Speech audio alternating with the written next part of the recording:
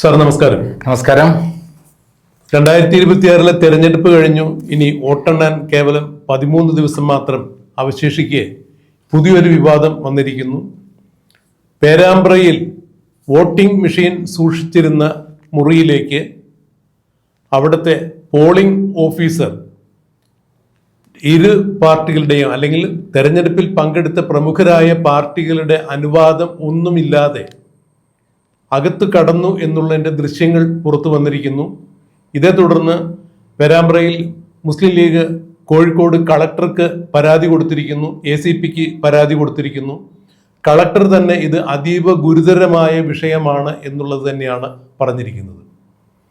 ഇവിടെ എനിക്ക് സാറിനോട് ചോദിക്കാനുള്ളൊരു സംശയം, ഇതുപോലെ വോട്ടെടുപ്പ് കഴിഞ്ഞ് വോട്ടിംഗ് മെഷീൻ സൂക്ഷിച്ചിരിക്കുന്നത് വളരെ ബന്ദവസായ, അതായത് ഒരു കാരണവശാലും ആർക്കും പ്രവേശിക്കാൻ പാടില്ലാത്ത തരത്തിൽ ബന്ദവസാക്കി സീൽ ചെയ്ത മുറിയിലേക്ക് എന്ത് ആവശ്യം പറഞ്ഞ് എന്ത് കാരണം പറഞ്ഞായാലും ആരും പ്രവേശിക്കാൻ പാടില്ല എന്നാണ് തെരഞ്ഞെടുപ്പ് കമ്മീഷണറുടെ ഒരു പ്രഖ്യാപനം, അല്ലെങ്കിൽ അതാണ് ഉത്തരവ്. അങ്ങനെയെങ്കിൽ ഈ പാർട്ടികളുടെ, അതായത് തെരഞ്ഞെടുപ്പിൽ പങ്കെടുത്ത രാഷ്ട്രീയ പാർട്ടികളുടെ ഇലക്ഷൻ ഏജന്റുമാരെ അറിയിക്കാതെ, ബൂത്ത് ഏജന്റുമാരെ അറിയിക്കാതെ, ഔദ്യോഗികമായി ആ പാർട്ടിയെ അറിയിക്കാതെ ഒരു ദിവസം മുമ്പെങ്കിലും അത്തരം സന്ദർഭങ്ങളിൽ ഈ മുറി തുറക്കേണ്ടി വന്നാൽ ഒരു ദിവസം മുൻപെങ്കിലും ഇമെയിൽ അയക്കണം എന്നൊക്കെയാണ് ചട്ടം. ഇതൊന്നും പാലിക്കാതെ ഇങ്ങനെ ഇലക്ഷൻ ഓഫീസർ ആ മുറിയിൽ കടന്നത് ഒരു സാധനം അവിടെ വെച്ച് മറന്നുപോയി എന്ന് പറഞ്ഞുകൊണ്ടാണ്.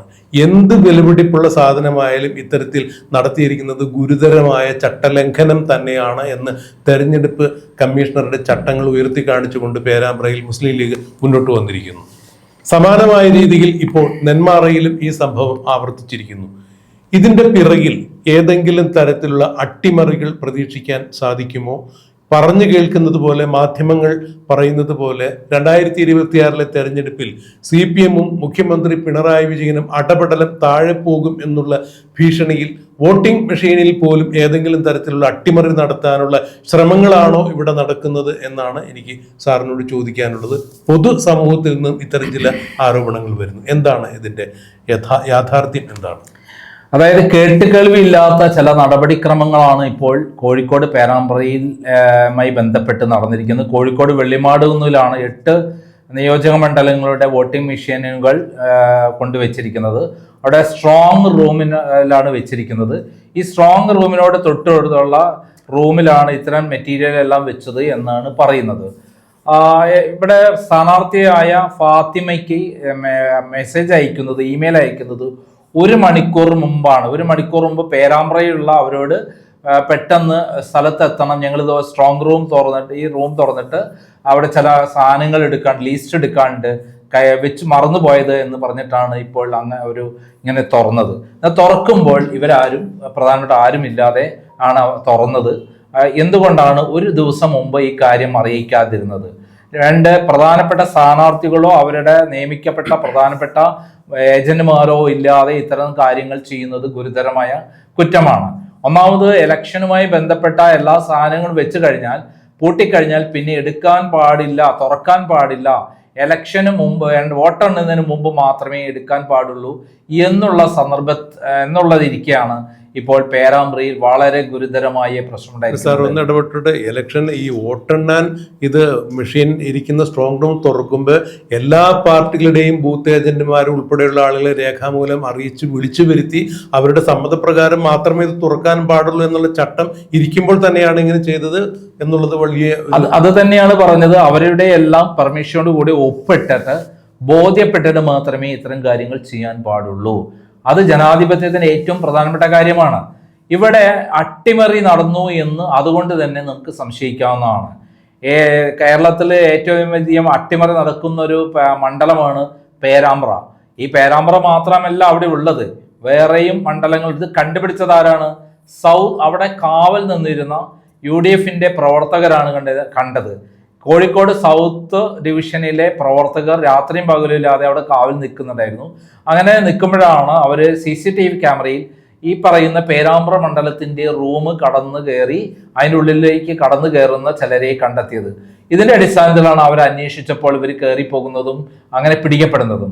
ഇത് വലിയ വിവാദമാവുകയും അവിടേക്ക് എല്ലാ പ്രമുഖ നേതാക്കന്മാരും സ്ഥാനാർത്ഥികളും എത്തിപ്പെടുകയായിരുന്നു. കോഴിക്കോട് DCC പ്രസിഡന്റും കൊയിലാണ്ടി സ്ഥാനാർത്ഥിയുമായ പ്രവീൺ കുമാറും അതേപോലെ ലീഗിന്റെ കോഴിക്കോട് ജില്ലാ സെക്രട്ടറിയും അതേപോലെ MK രാഘവൻ MP യും തുടങ്ങി പേരാമ്പ്ര MLA പേരാമ്പ്രയിൽ മത്സരിക്കുന്ന ഫാത്തിമയും അടക്കമുള്ള പ്രമുഖരായ ആളുകൾ അവിടേക്ക് ഓടിയെത്തുകയായിരുന്നു.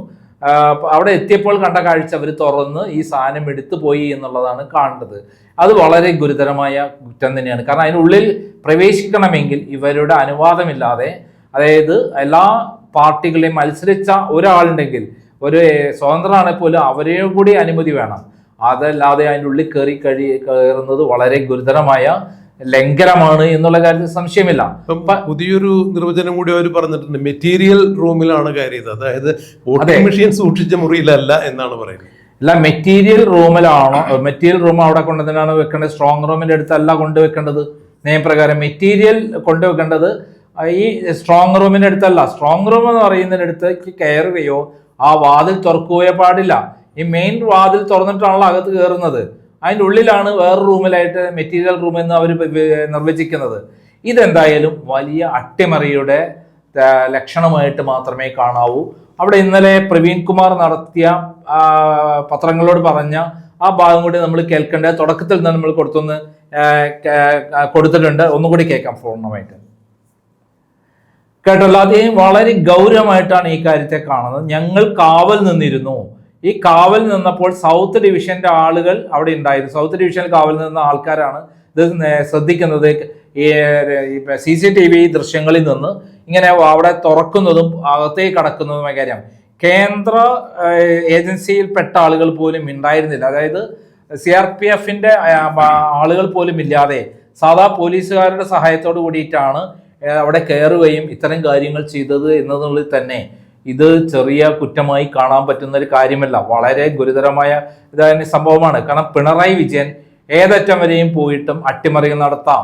മാത്രമല്ല, കേന്ദ്ര ഗവൺമെന്റിന്റെ സഹായത്തോടു കൂടിയിട്ട് പിണറായി വിജയൻ തിരിച്ചു വരണം, ഇവിടെ പിണറായി വിജയൻ വിജയിക്കണം എന്നുള്ള ഒരു സ്ട്രാറ്റജി നടന്നുകൊണ്ടിരിക്കുമ്പോൾ ഇതിന് പിൻബലമായിട്ട് കേന്ദ്ര ഇലക്ഷൻ അധികാരികളുടെ സപ്പോർട്ടും ഉണ്ടാവാതെ തുറക്കാൻ പറ്റില്ല.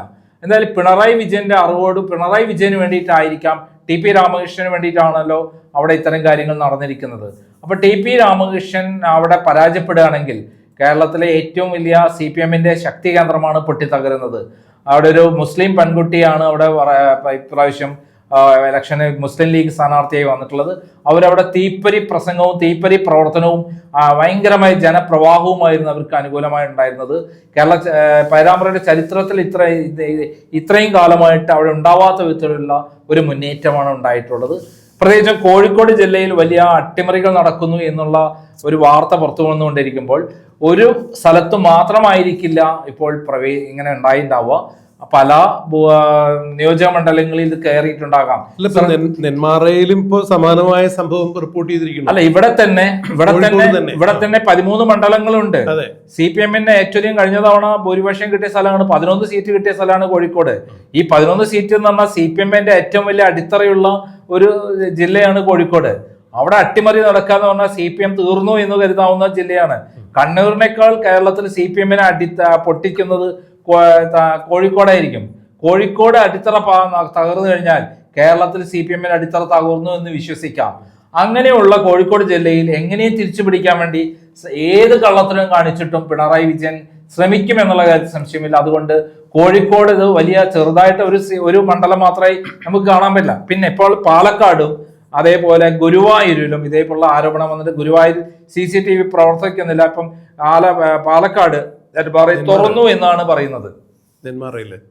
ഇപ്പൊ ഈ വിധത്തില് എന്തുകൊണ്ടാണ് ഇലക്ഷൻ കമ്മീഷൻ ഇങ്ങനെ പ്രവർത്തിക്കുന്നത്? ഏറ്റവും രസകരമായ കാര്യം, ഇലക്ഷൻ കമ്മീഷൻ ഉണ്ടോ എന്നുള്ള കാര്യം പോലും സംശയമാണ്. കാരണം നരേന്ദ്രമോദി എല്ലാ ചട്ടങ്ങളും ലംഘിച്ചുകൊണ്ടാണ് അദ്ദേഹം രാജ്യത്തോട് അഭിസംബോധന ചെയ്തത്. ഇന്ത്യയിൽ എന്താ യുദ്ധം നടക്കാൻ പോണെന്നോ അല്ലെങ്കിൽ ആഭ്യന്തര കലഹം നടക്കുന്നോ എന്നുള്ള പ്രതീതിയിലാണ് അദ്ദേഹം ഒരു ബില്ലുമായി ബന്ധപ്പെട്ട കാര്യം ഇലക്ഷനെ ബാധിക്കുമെന്ന് അറിഞ്ഞിട്ടും വോട്ടേഴ്സിനെ സ്വാധീനിക്കുമെന്ന് അറിഞ്ഞിട്ട് പോലും അദ്ദേഹം നടത്തിയതിനെതിരെ പരാതി കിട്ടിയിട്ട് പോലും അനങ്ങാത്ത ഒരു ഭരണാധികാരികളുടെ കൂറ് മാത്രം പുലർത്തുന്ന ഇലക്ഷൻ കമ്മീഷനുള്ള ഈ രാജ്യത്ത് ഇതും അതിലപ്പുറവും നടക്കാം. അത് വളരെ ശ്രദ്ധിക്കേണ്ട ഒരു കാര്യമാണ് എന്നുള്ളതാണ് പ്രധാനം.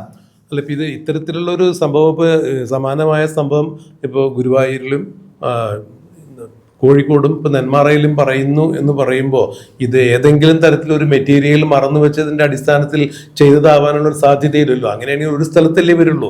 ഇത് സമാനമായ രീതിയിൽ പല മണ്ഡലങ്ങളിലും മറവി പറ്റുക എന്ന് പറയുമ്പോൾ അവിടെ സെൻട്രൽ പ്രൊട്ടക്ഷൻ ഫോഴ്സിൻ്റെ യാതൊരു സാന്നിധ്യമില്ലാത്ത രീതിയിൽ ഇങ്ങനെയുള്ള പരിശോധനകളൊക്കെ നടത്തുമ്പോൾ അല്ലെങ്കിൽ ഇഷ്ടമുള്ള ആളുകൾ കയറി ഇറങ്ങുമ്പോൾ തീർച്ചയായിട്ടും ഈ ജനാധിപത്യ രീതിയെ തന്നെയല്ലേ കളിയാക്കുന്നത്, അല്ലെങ്കിൽ ജനാധിപത്യ വിശ്വാസികളെയല്ലേ അങ്ങനെ അത് അങ്ങനെ തന്നെയാണ് നമ്മൾ ചിന്തിക്കണം. അതിലപ്പുറത്തേക്ക് നമുക്ക് ചിന്തിക്കേണ്ട കാര്യം, കഴിഞ്ഞ 8 ദിവസമായിട്ട് ഇവർക്ക് എന്തായിരുന്നു, ബോധമില്ലായിരുന്നു ഇങ്ങനെ ഒരു സാധനം ഉണ്ടാവേണ്ടതും അതോടൊപ്പം തന്നെ എല്ലാ മണ്ഡലങ്ങളിലും ടോട്ടൽ വോട്ട് എത്ര നടന്നു എന്ന് പ്രഖ്യാപിക്കേണ്ടതും ഇവരുടെ ഡ്യൂട്ടി ആയിരുന്നില്ലേ? ഇതുവരെ പ്രഖ്യാപിച്ചില്ല പേരാമ്പ്രയിൽ എത്ര ടോട്ടൽ വോട്ട് നടന്നു എന്നുള്ളത്. അവിടെയൊക്കെ ഗുരുതരമായ സംശയങ്ങൾ വരികയാണ്. കാരണം വോട്ട് ടോട്ടൽ എത്ര നടന്നു എന്ന് പറയാൻ ആ ദിവസം തന്നെ പ്രഖ്യാപിക്കേണ്ട സമയത്ത് ഇതുവരെ പേരാമ്പ്രയിൽ പ്രഖ്യാപിച്ചിട്ടില്ല. അതിലുപരി നമ്മുടെ VD സതീശൻ പറഞ്ഞ ഒരു പ്രധാനപ്പെട്ട കാര്യമുണ്ട്. അദ്ദേഹം ഈ പോലീസിൽ നിന്ന് കിട്ടിയ ചില രഹസ്യ സൂചനകളോ CPM-ന്റെ ആരെങ്കിലും രഹസ്യമായി ഇൻഫർമേഷൻ കൊടുത്തതോ ആയിരിക്കാം. അദ്ദേഹം നേരത്തെ പറഞ്ഞിരുന്നു, ഓരോ സ്ട്രോങ് റൂമിനും നമ്മൾ കാവൽ നിൽക്കണം. ഇലക്ഷൻ എണ്ണുന്നത് വരെ, സ്ട്രോങ് റൂം തുറക്കുന്നവരെ നമ്മൾ കാവൽ നിന്നിരിക്കണം. ആ കാവൽ നിന്നില്ലെങ്കിൽ പല അട്ടിമറികൾ നടക്കാം. ഇതിന്റെ അടിസ്ഥാനത്തിൽ കേരളത്തിലെ എല്ലാ സ്ഥലങ്ങളിലും UDF-ന്റെ പ്രവർത്തകർ രാവും പകലുമില്ലാതെ കാവൽ നിന്നുകൊണ്ടിരിക്കാൻ റിലേ ആയിട്ട്. അതെന്തുകൊണ്ടാണ്?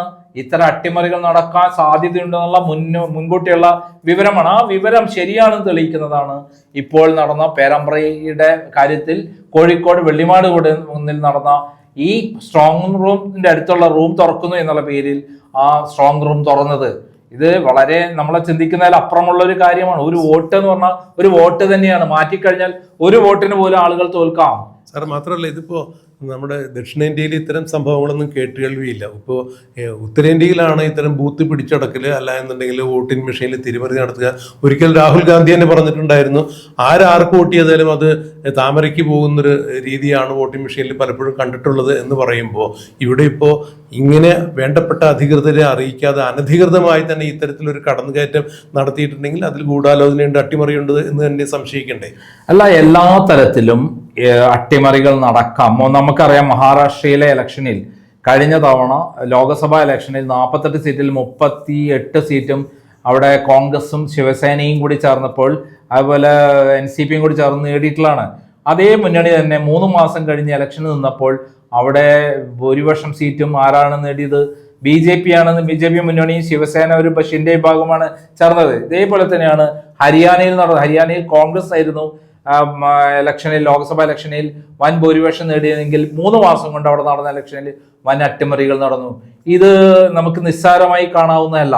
EVM അട്ടിമറി എന്ന് പറയുന്നത് ശരി ഇല്ല എന്നൊക്കെ പറയുന്നത് നമുക്ക് വിശ്വസിക്കാൻ പറ്റില്ല. ഇന്നത്തെ കാലത്ത് ആധുനിക യുദ്ധം നടക്കുന്ന സ്ഥലത്ത് ചന്ദ്രന് ചുറ്റും ഭ്രമണം ചെയ്ത് സാറ്റലൈറ്റ് പോയി വരുന്ന കാലഘട്ടത്തിൽ ഏത് കാര്യവും അട്ടിമറിക്കാൻ കഴിയുന്ന സംവിധാനമുള്ള കാര്യങ്ങളാണ് നടക്കുന്നത്. അതുകൊണ്ട് ഇത്തരം അട്ടിമറികൾ നടക്കുന്ന ഒരു രാജ്യമാണെന്ന് തന്നെ നമ്മൾ കരുതേണ്ടത്. ടെക്നോളജി ഇത്രത്തോളം വിപുലമായിട്ടുള്ള ഒരു സമയത്ത് എന്ത് വേണമെങ്കിലും സംഭവിക്കാം എന്നാണ് സാർ പറഞ്ഞു വരുന്നത്. അത് എന്തും സംഭവിക്കാം. ഹാക്ക് ചെയ്യാനൊക്കെ പല രൂപത്തിൽ കഴിയാം.